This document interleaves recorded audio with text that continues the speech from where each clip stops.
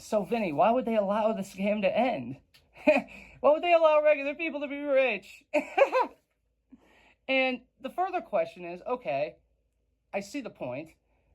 Now, if I was running the scam, what would I do to stop anyone from ending the scam? Well, there are many tactics you can do to stall the tech that will end this whole awful system. And remember, here's the system. It's a whole lot of leverage. They're all blackmailing each other. Congress runs up the debt. The Fed buys it. And they force everybody to use it with their IRS and their SWIFT and everything else. So how do we end it? You end it with competing issuers who back by more than just government debt. And then we just leave. Settle outside the system, remove the value from it, the Ponzi collapses. So if you don't want the scam to end, what would you do?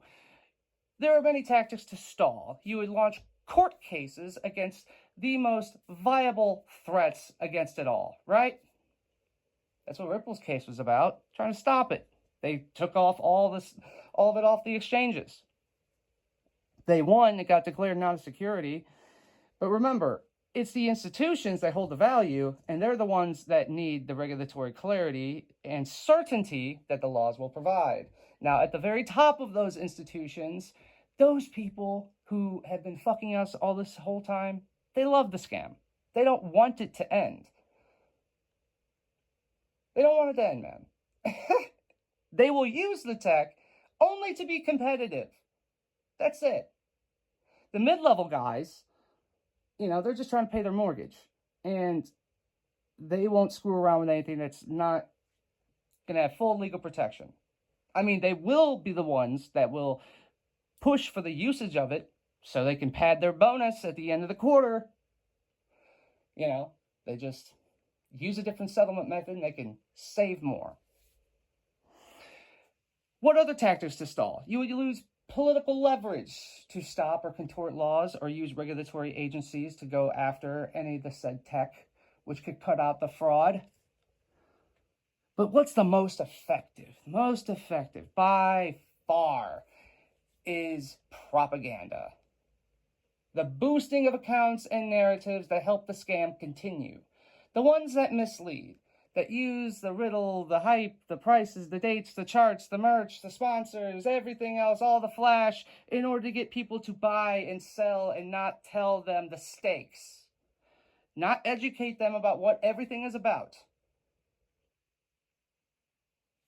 And when they are wrong, and they always are, it saps the political motivation. It makes people think it's all just a big scam, instead of that it's actually the cure to the scam, thus stalling the very laws that we need to end the scam.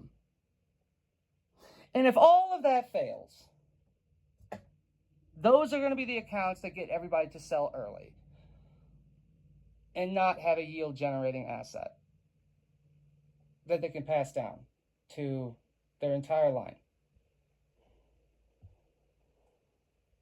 And they will ignore, attack, slander anybody that tells the truth. Anybody that has a spotless record, that calls it, that confirms it, that explains it, that would do anything to end this awful thing that we're all trapped by. So the answer is, why would they allow people to be rich off of this? Why would they allow the scam to end? It's a fight. It's a fight. From now till the end, man. That's what's up.